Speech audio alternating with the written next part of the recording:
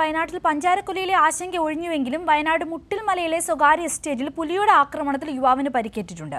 മാനന്തവാടി കൊയിലേരി സ്വദേശി വിനീതിനാണ് പരിക്കേറ്റത്. നിസാര പരിക്കുകളോടെ കൈനാട്ടി സർക്കാർ ആശുപത്രിയിൽ വിനീതിനെ പ്രവേശിപ്പിച്ചിട്ടുണ്ട്.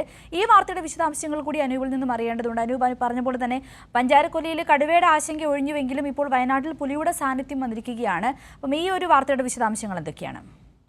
ഈ പുലിയുടെ സാന്നിധ്യം നേരത്തെ തന്നെ സ്ഥിരീകരിച്ച എൽസ്റ്റൺ, പെരുന്തട്ട, അതുപോലെ തന്നെ റാട്ടക്കൊല്ലി മല തുടങ്ങിയ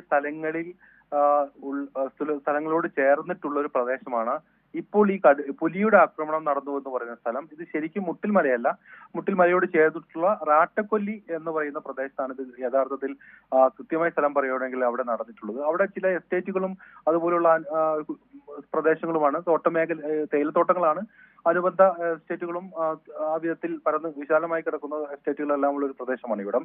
ഇവിടെയാണ് ഇന്ന് രാവിലെ ഉച്ചയോടുകൂടി ഒരു 12 മണിയോടുകൂടി ഇങ്ങനൊരു സംഭവം ഉണ്ടായത്. റാട്ടക്കൊല്ലി പറ്റാനി എസ്റ്റേറ്റ് എന്ന് പറയുന്ന ഒരു എസ്റ്റേറ്റ് ഉണ്ട്. അവിടെ 36 വയസ്സുള്ള വിനീത് എന്ന തൊഴിലാളിക്കാണ് ഈ വിധത്തിൽ പുലിയുടെ ആക്രമണം ഉണ്ടായത്. അദ്ദേഹം ജോലി ചെയ്യുന്നതിനിടെ പുലി ആക്രമിക്കുകയായിരുന്നു എന്നാണ് അദ്ദേഹം വനംവകുപ്പ് ഉദ്യോഗസ്ഥരോട് പറഞ്ഞത്.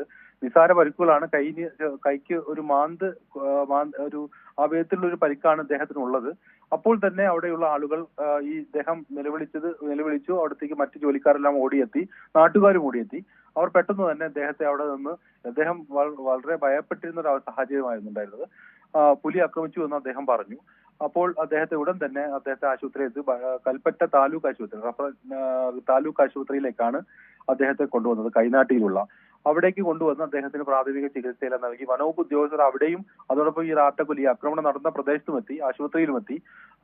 ആദ്യമായ അദ്ദേഹത്തിൽ നിന്ന് ഒരു പ്രാഥമികമായ വിവരങ്ങളെല്ലാം ശേഖരിച്ചതിന് ശേഷം വനവകുപ്പ് സംഘം ആ പ്രദേശത്ത് തെരച്ചിൽ നടത്തുകയും ചെയ്തു. ഏതായാലും പുലിയുടെ സാന്നിധ്യം ഏതായാലും സ്ഥിരീകരിക്കുക ചെയ്തിട്ടില്ല. എങ്കിലും പുലിയുടെ ആക്രമണമാണ് ഇതെന്ന് വനവകുപ്പ് സ്ഥിരീകരിച്ചിട്ടുണ്ട്.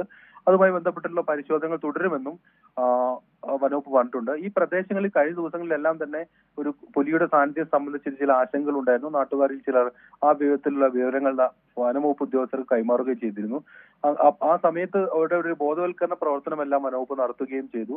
ഏതു വിധത്തിലാണ് ഈ പ്രദേശങ്ങളിൽ ഇടപെടേണ്ടത്, ആ ജോലി ചെയ്യുന്ന സാഹചര്യങ്ങളിൽ സ്വീകരിക്കേണ്ട മുൻകരുതലുകൾ എന്തൊക്കെയാണ് എന്നത് സംബന്ധിച്ചെല്ലാം ഒരു വിശദമായ ഒരു കാര്യങ്ങളെല്ലാം വനവകുപ്പ് അവിടെ നടത്തി വരികയായിരുന്നു, ബോധവൽക്കരണം ഉൾപ്പെടെ. ഏതായാലും ഇതിനിടെയാണ് പുലിയുടെ സാന്നിധ്യം സ്ഥിരീകരിച്ചത്, പുലിയുടെ ആക്രമണം ഉണ്ടായത്.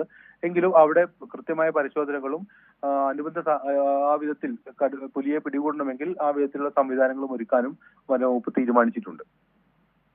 വ്യക്തമാണ് അനൂപ്.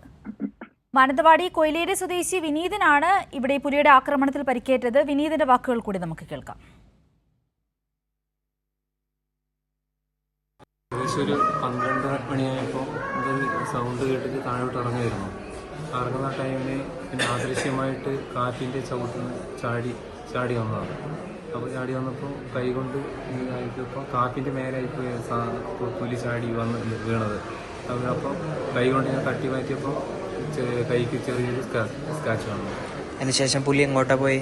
പുലി അങ്ങോട്ട് തന്നെയാണ് പോയത്, മറ്റു ഭാഗത്തേക്ക് അവിടെ തന്നെ അങ്ങോട്ട് തിരിഞ്ഞ് അങ്ങോട്ട് തന്നെ പോയി. ഏകദേശം ഒരു 50 മീറ്ററോളം പുറകിൽ തന്നെ വന്നിരുന്നു.